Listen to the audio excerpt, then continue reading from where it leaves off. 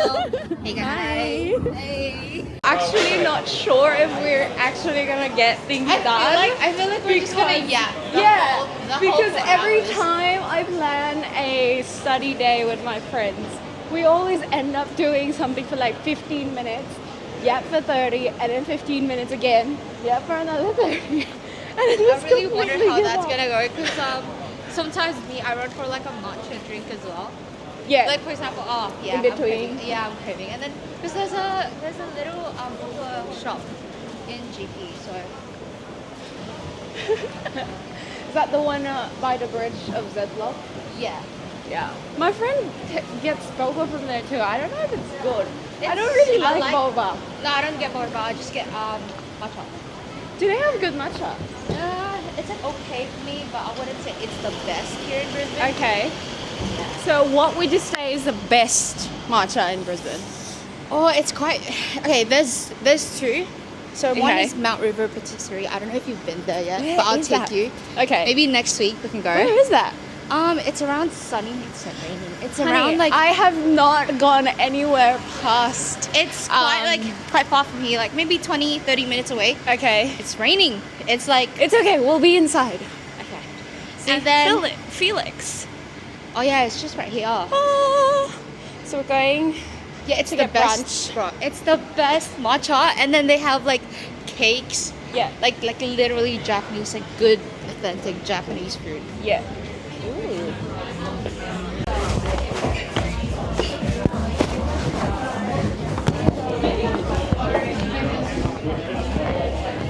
So exciting. No wonder why you took a double degree. Because you couldn't decide which On my first year of justice, I was like, yeah, I'll do justice, and then I was like, no, I want to do law. See? But it's my god. How old are you? Okay, 22. Right, yeah. I'm 22. It's okay, I'm turning 22. We're about the same age, so. Hi, how are you? Good, how are you? Yeah, good night. Yeah. Can I just get an eggs on sourdough? Perfect. Scramble, please. And vanilla latte. What size do you have? That's just our two big sizes here. Big one. Can I please get an ice? Ice? Yeah, thank you. So an ice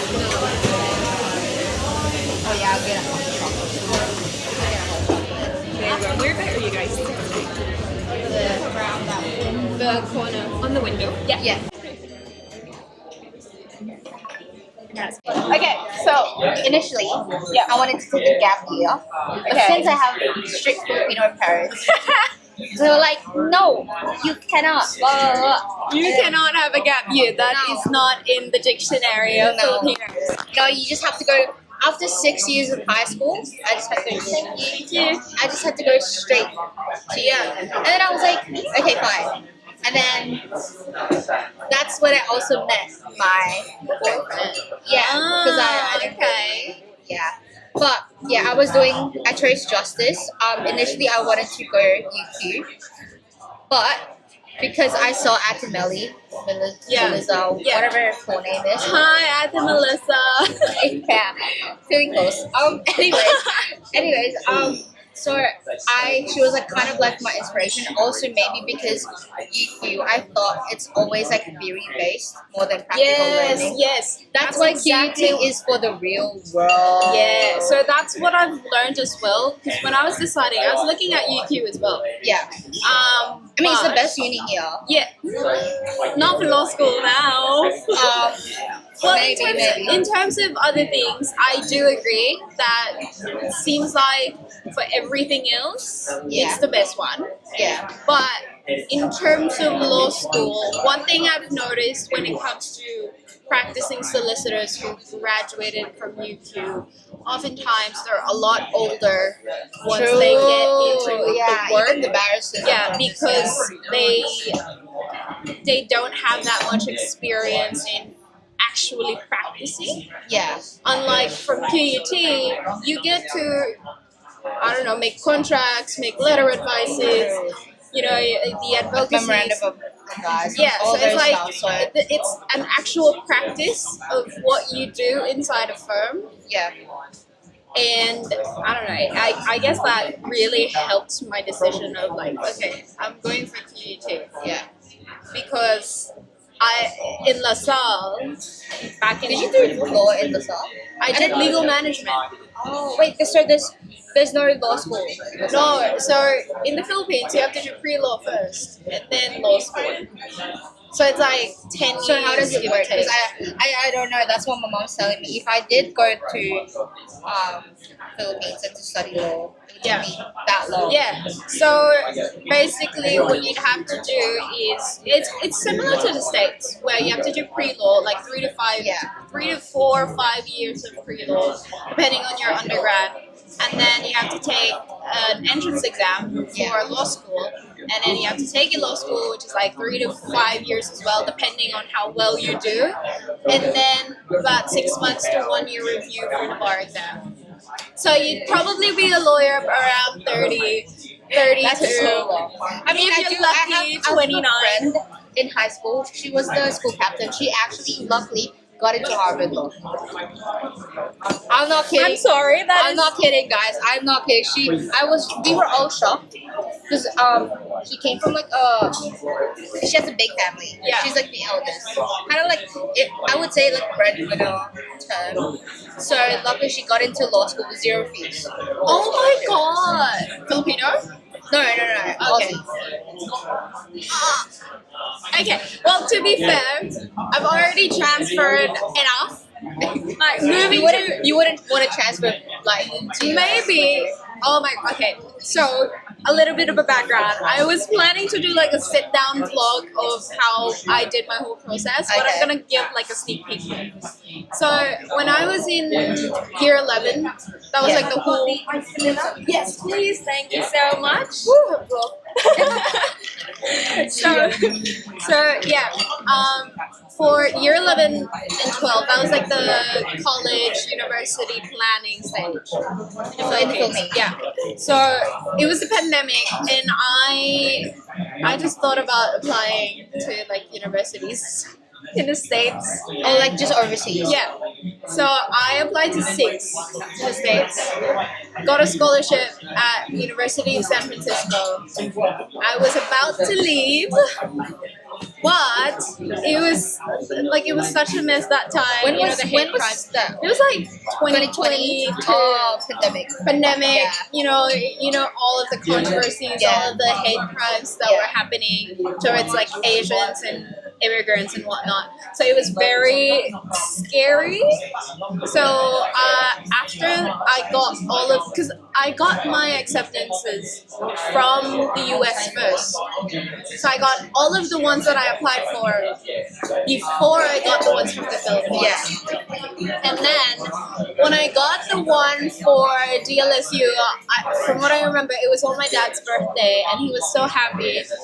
That's why I ended up in LaSalle, because I was in LaSalle for like years ago. No, I didn't go to international school. Yeah, so I went to LaSalle for grade school, and then high school I went to. That's so big. Cheese. Yeah. Oh yeah, that's her.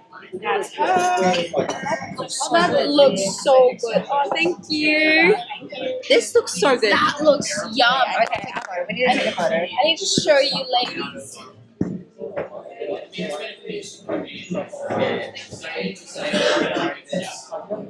don't know how I'm gonna take a photo of my food. Yeah. That was quick. Yeah, that was quick. Anyways, continue. We need a story. Or you can just tag it. You can actually take it better from this angle. So Yeah. And the hot chocolate looks Ooh, that looks good. Okay. So going back, yeah.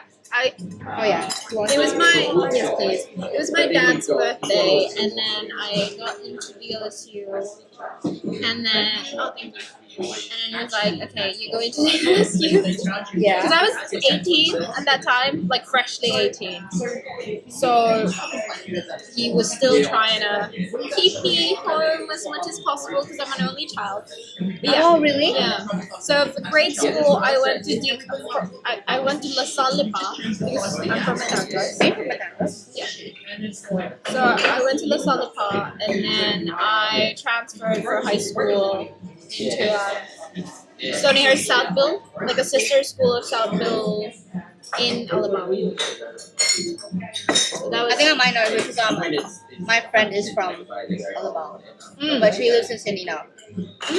Yeah, but she's been here like longer than you have. So. yeah. Anyways, yeah, continue. I'm just listening. I'm like, sorry, like, how are you getting all these like opportunities, but you didn't take it? Nope, didn't move to the States, which honestly I'm grateful for.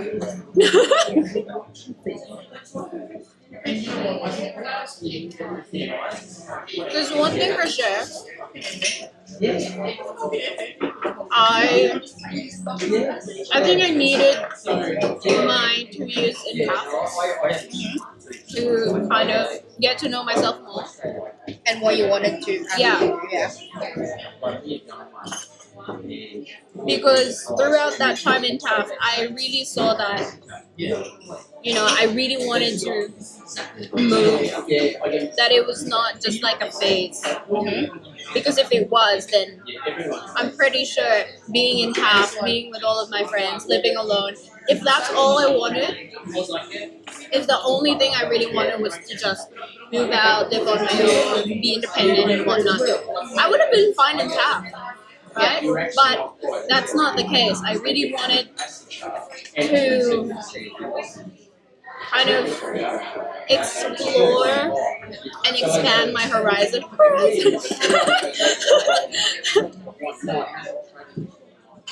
Yeah. No, but seriously, like, expand my options. So That's why you decided to go here. yeah, Do you have any relatives here? nope. So it's just all of a sudden you want to resell, you want to figure out. Yep. I respect. Like, imagine like living, like leaving all your friends, your life in Yeah. the Philippines just to go somewhere where you basically don't have anyone. Yeah. Okay, maybe you have your boyfriend, but in reality, that you just don't have anyone. You don't have anyone. Exactly, because I was planning it and he wasn't in my life yet. So it was like a full-on big decision. Like, okay, I'm moving to Brisbane. Hold on, let me bring out the Lusayas. No, kasi. No, kasi if you go to BGC, okay, you don't really go to BGC. There we go. To kind of, hello. There we go. It's out. No, kasi. No, it sounds like hold on. Because I don't know why this is making me happy. Like I just feel like I'm with someone that. No, I feel like it makes you kind of feel that we're not in Brisbane. Yeah. Yeah, because that's what I feel right now. I feel like we are in BGC. No, but honestly, if you're from LaSalle, you don't go to BGC during daytime. You don't go It's there. too far, isn't it? Well, I don't know. Well, it's far if it's traffic because it's like an hour away technically. True. But it's not that far. But you don't go to BGC during daytime because Where do you go? you only go there to drink. Pero if you want to like hang out like this, Yeah. you go to Rockwell or Power Plant, like Oh, yeah, Rockwell, Greenbelt. That's like the staple. You know, that's like top tier Lasallian. But honestly, if you're like a regular Lasallian, Sorry, you want to go rock? no, dude, no, we don't talk. Okay, no. No one really says pare. That's like because I always see it on TikTok. I'm like, this is how they talk. Like I'm always curious. Like, okay.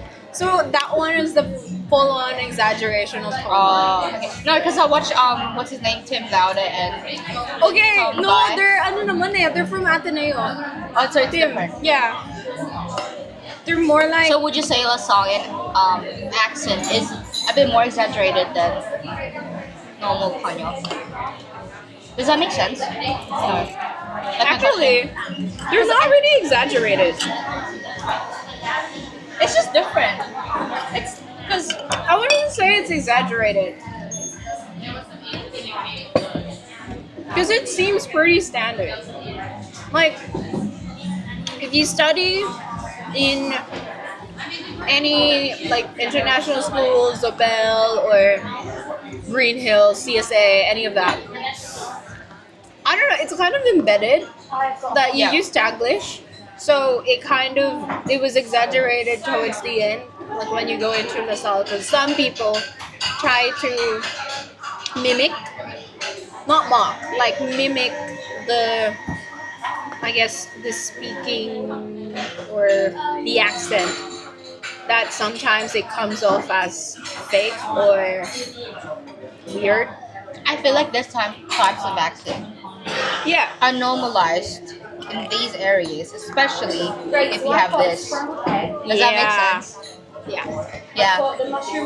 Like, or if you just grew up in an international school, like, and then No, because okay, for international schools, like for mine specifically, we didn't really have any, like, we never realized we were Konyo or anything. Because it was either just Taglish or straight English. because there's international students, like there's other, are they like, are there other like nationalities as well? Yeah. Yeah. So it was mostly English, and we had like foreign language subjects. So it was pretty standard. But from what I've noticed, if you're like from Saint School, Green Hills, the usual Filipino private Catholic schools and whatnot, that's where the Konyo comes out. It says, What about what's that school? It's a private girls' school. Saint School? Assumption? Yeah. Yeah. Yeah. Well, no, Assumption mostly from the people that I've met, they're like super English era. Because I know one from PTF. This is not gonna be on the vlog. Please cut this out. Okay. Then I was like, I mean, you're in UQ. I'm pretty sure you'll get a job. Resources. Oh, it says PowerPoint slides. Yeah, there you go. Congratulations, you finally found it. Maybe I need another glasses though. This glasses not working. No, I swear yesterday I didn't see that, so I was like, fuck, I have to watch it. So I watched it. Because I'm a good student. Am I? Sure. Sure, Miss First Semester. First semester, first all subjects. I was so humbled. I was like praying for my life because the first semester was like, oh my god, I did not expect it. Because I was doing pretty well for the first set of assessments.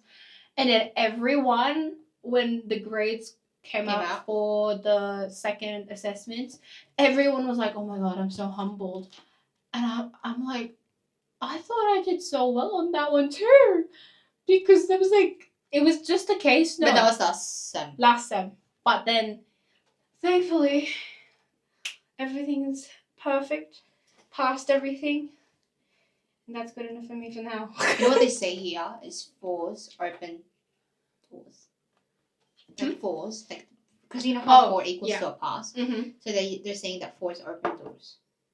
Opportunities still. Yeah. And I'm like, you know what amazes me, right? Because everyone's like, oh yeah, 4 is enough for us.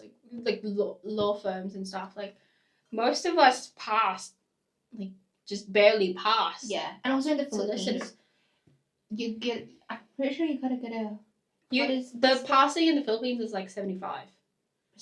Yeah. So You know, so I think 75 here is like a 6. yeah, It's like the, that's why I was like, because when I submitted my grades from LaSalle, yeah. converted, it was a 7 GPA of 7 because the passing there is like 75. So it was it's No big wonder deal. why. Yeah. That's why here I'm like, what? You're like the smartest. What is going on? The way that you study here in Australia is quite different. Yeah, it is. Times, that's when I ask myself, like, would I really want to be a criminal lawyer to have these values. Yeah. Like, wouldn't it make me sick trying to defend someone that isn't worth defending? Does that make sense? It's like Yeah, I mean that is the big question of law. It's like why would you defend even the worst criminals? Right. But it's sometimes at the same time it's your job. Yeah. To defend them and basically prove the court that they're innocent until proven guilty. Yeah, because I mean that's the most common question, especially in the Philippines, because when you enter like pre-law and or law school, you would have professors who would be like, first question in the meet would be, why would you have to defend even the worst criminals? And the basic answer to that is everyone deserves the right to proper trial. And And everyone is innocent until proven guilty. So that's like the easiest answer to that.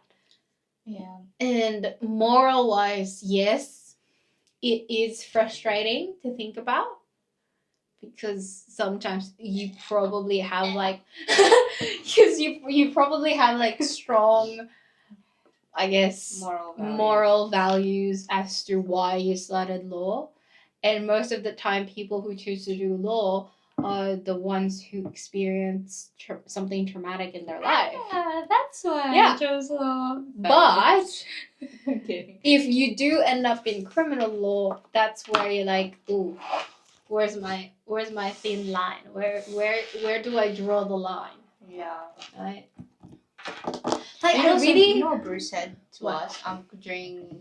Yeah, because he did criminal, right? Yeah, he said that when your client confesses to you that they're guilty, you actually have the duty to the court to tell them that they're guilty. Yeah.